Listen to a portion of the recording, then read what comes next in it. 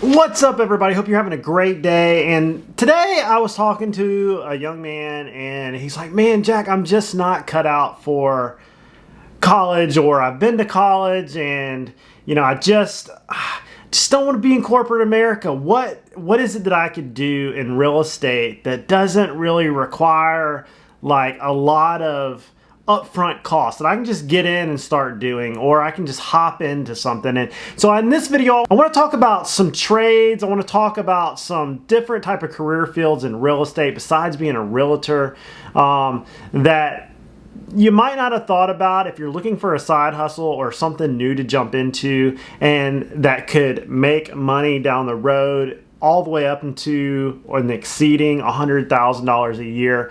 Well, since I've been in the real estate world long enough to know these that nobody taught me, I want to send them over to you in the form of this video. So maybe this will help put food on the table for your family or get you out of that bind. So these are my thoughts. I'm putting them on camera for maybe somebody out there that'll make some money and feed their family. And if you stick to the end, I'll give you my conclusion on all of this and what I think might work out best for some people. So let's talk about the major things that can make you 100K or more in the real estate world that you might be interested in. So let's talk about it. So my name's Jack, and I love making entrepreneur videos. I've made a lot of them on this channel, and I want to kind of share my input with y'all on some of the career fields that are in real estate. And if you're out there wondering, hey, I really want to do something else, or hey, I want to make another 50K, 100K a year, how can I do it? Okay, so the first one I want to talk about is primarily for those out there that love working with their hands. Look, the trades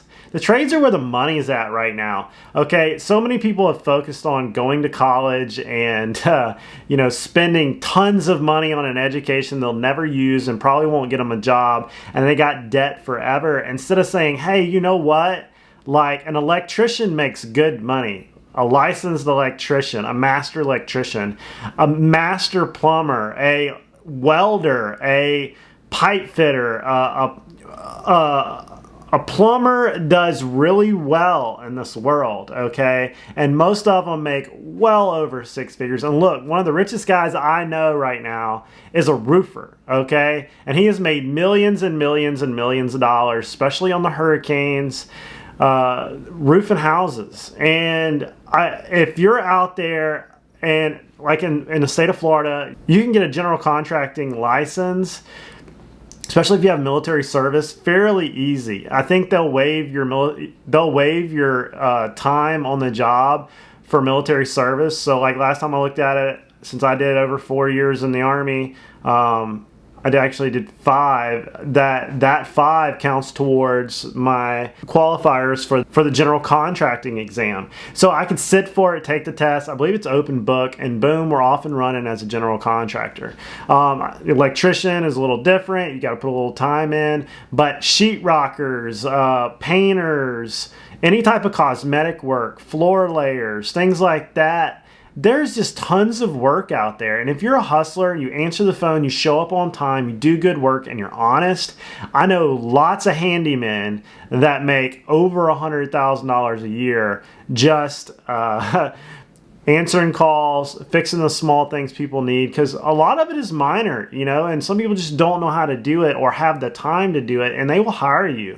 There's a lot of money in just lending a helping hand in the real estate world for small things like, hey, there's a squeaky gate over there. Hey, there is a faucet that won't stop dripping. Things that don't require licenses. And there are a ton of them out there if you're a good businessman. And oftentimes people wind up doing handyman stuff on the side, and it winds up being their full-time gig because they get covered up that fast, especially right now with the real estate world still at its pinnacle. All right, so here's how you take this idea of the trades to the next level. You are a handyman, and you also have a roofing company that you are working for going out and assessing the roofs for their future jobs. I have a friend, and he's been on this channel a bunch of times, that he has a handyman contracting company, and then if he is out and somebody needs a roof, he's like, hey, I can give you a quote for that roof right now.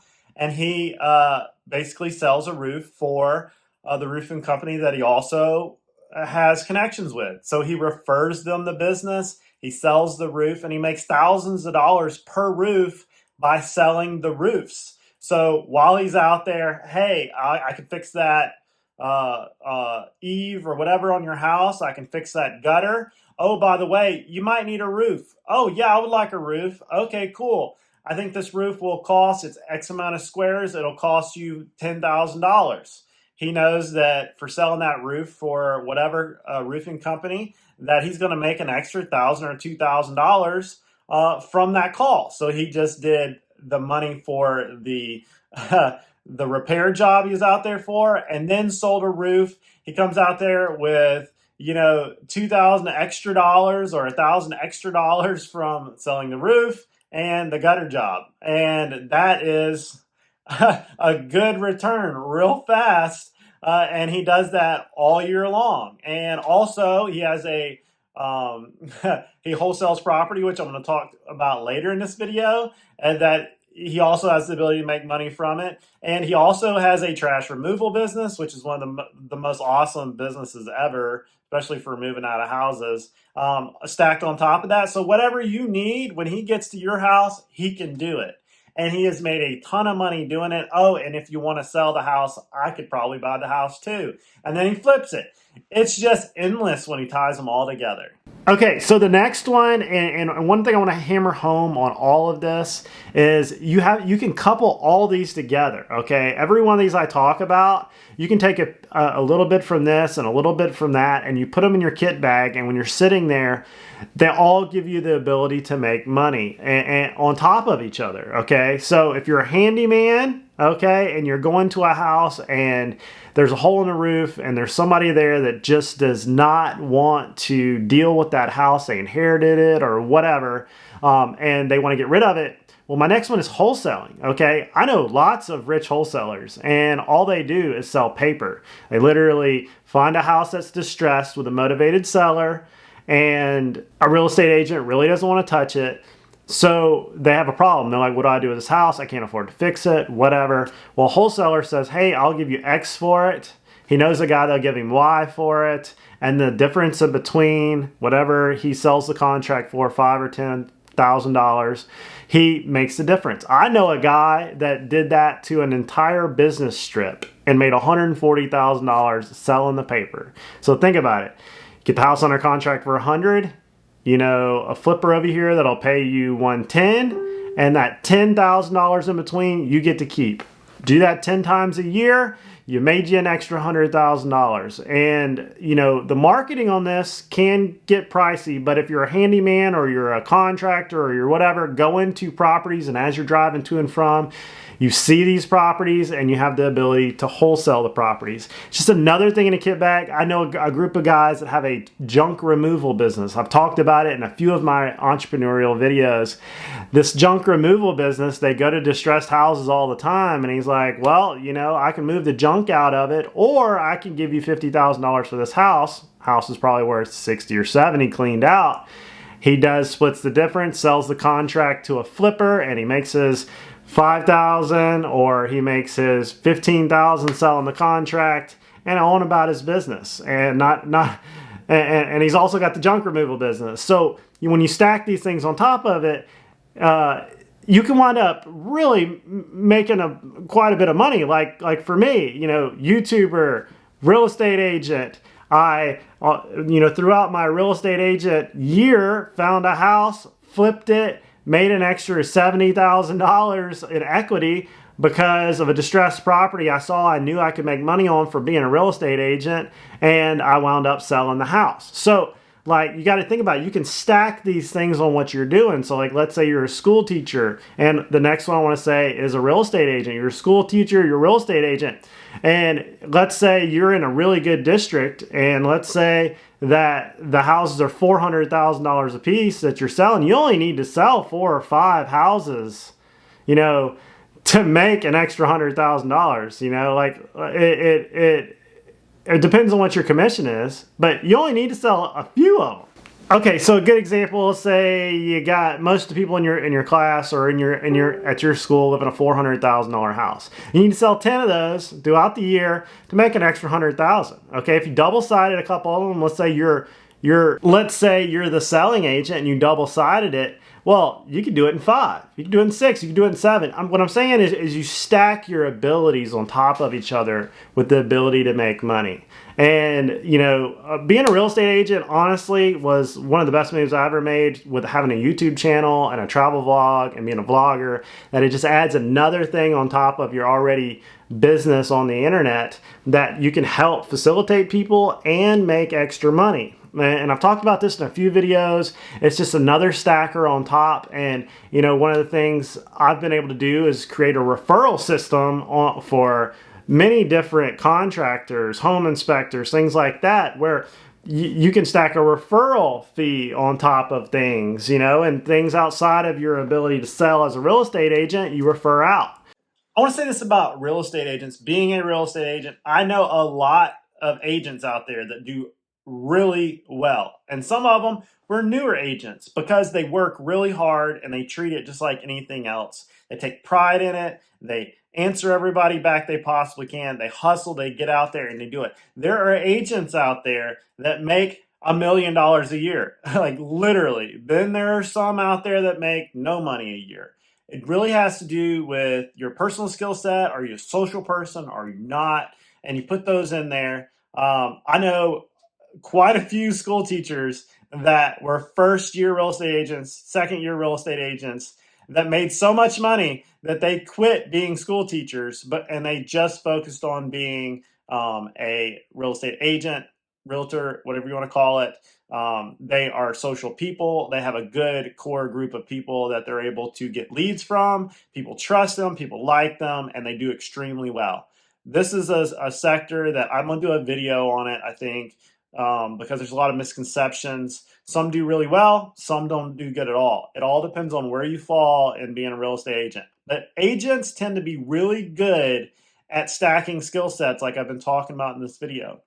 They know a wide group of people that if they need repairs, they got a person. Floors, they got a person. A banker, they got a person. And they refer out what they can, and they get referral fees on other things. And oh, by the way, I've got 2 flips going, and I've got 5 rental houses that I picked up because I saw them along the way. And their skill sets stack on top of each other to make money in a lot of different ways with multiple streams of income. Okay, so the next one I want to talk about is inspectors. Okay, I have at least 2 friends that have created 6-figure businesses being home inspectors. If you show up, you do good work, and you do it on time, and you're licensed, and you don't leave faucets running and flood people's houses, and you're a good person, most of the agents I know would call you before anybody else. Okay. And if you're a good business person, the problem is they don't call you back, or they blow deals because they don't know how to word things properly, or they just don't think about being the business portion of it. Really what I'm saying is going outside of their expertise. They're not electricians, you're not a plumber, you're not a roofer, but what you are as a home inspector is you go around really showing red flags on a property. There is tons of money to be made in that, especially as you get into the bigger properties, more square footage, and it's really a transactional type business. I highly recommend that. WDOs, like looking for termites, wood destroying organisms, things like that, wood rot. I know a lot of guys that makes a good living as a WDO inspector. It just goes, chimney inspectors, pool inspectors, sewer inspectors. There's all kinds of inspectors out there, and you can do really well if you're just a business person and you market yourself properly. If you like crawling underneath houses or like being out there working with your hands and you don't want to do contracting, well, being an inspector is a good line of work, and you can do it on the weekends. You can do it after work. You can do it a lot of times while having another job. I usually see retired military guys doing it because they already get one income and they just start a home inspecting business. So the next one, I don't think a lot of people think about is being a lender, a mortgage lender, home loan lender, mortgage broker. Those guys make pretty good money, especially the ones that really know how to talk to people and market themselves. I see a lot of them at like work functions, and they really, cater to the real estate agents because they know they're the ones that bring them their actual clients most of the time. And there's plenty of money to be made in that. That might be a little more time consuming thing, but if you're looking to get out of your 9 to 5, whatever it may be, this is an actual idea. And I really wanted to kind of put this one in there, tossing it out there. You might be a numbers person, and that's just what you want to do. So I want you to think that during the gold rush, most of the people didn't get rich finding gold. The people that got rich were the ones that sold the picks and the hammers and the Levi's and all the tents and everything they needed. So you don't have to own real estate to get rich in real estate. You can just have a business or an association with real estate, or have a business in the industry of real estate and make a lot of money. There are plenty surveyors out there that have gotten rich. There are plenty roofers and plumbers and wholesalers and all kinds of people. There are all kinds of people that got rich in real estate. Real estate agents, real estate brokers, real estate mortgage lenders, insurance, people have gotten rich and other things than buying and holding real estate. There's a lot of ways to do it, and that's what I'm trying to say in this video. So last, I want to talk about the other aspects of real estate, on the investing side. So I didn't really want to put these in the front of the video because the investors are, it takes money to make money on some of it. Some of them's no money down, but that's for the pros. So flippers, syndicators, actual investors. So flipping is a landmine business. Like, you kind of got to know what you're doing. You can do it. You only need 3 or 4 a year to make an extra $100,000, or two good ones. But there's that 10% factor of what's in the walls that you might go over budget. You just got to make sure. Like, my rule of thumb was I would, whatever the ARV was, I would go 70% of. So like minus repairs. So like ARV is the house should be in perfect shape, and then I would subtract all the repairs, and then I'd go 70% of that, and that would usually get me in the realm of where I need to be for flipping. And for buying wholes was 80%, with the same formula, so it would be ARV minus repairs at 80%. But the market's changed so much in the last 8 months to a year that some of those formulas probably need to be rearranged. Flipping is a good game if you know what you're doing.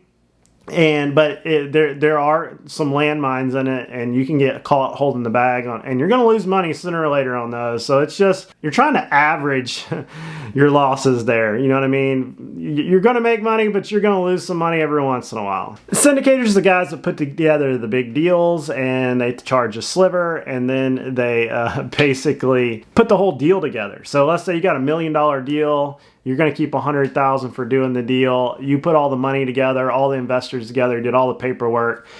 Most of the time you got to be a preferred investor, but they wiggle through it being family and friends and stuff like that. But it depends on how much money you're putting together. There's strict SEC rules on that stuff, but it can be profitable, and it can be a good side gig. I know a lot of military officers that do this here, and they're just really, guys that get out there and roll their sleeves up, and they can get a lot of people to pool their money together, buy large apartment complexes and trailer complexes, and they're good at it, and they make a lot of extra money doing it. So these are the main things I could think of that you can make a lot of extra side money with in real estate. My biggest ones is if you're good at people and sales, and you talk to a lot of people on a daily basis, real estate agent is a good one to go with. I mean, you should be able to do $1 million a year just talking to people every day, just on your Facebook page. And $1 million a year at 0.025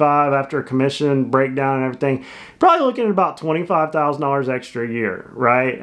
If you did 4 million, which a lot of them can, you're looking at $100,000 a year, depending on your percentage and take home and brokerage breakdown. Usually 5 million is the number, but like for me, I double-sided a lot of deals this year. So I got to take home a lot more, and I got to do less deals. So it really depends on where you fall. Wholesaling, contracting, handyman services, great. They're great. You can even sell supplies. You could just be a supply broker. There's all kinds of ways of making money in real estate if you just think about it outside of the box. Really wanted to make this video. Maybe it'll allow somebody to go out and feed their family, and I had a few minutes to make it. So I'll see you guys on the next video.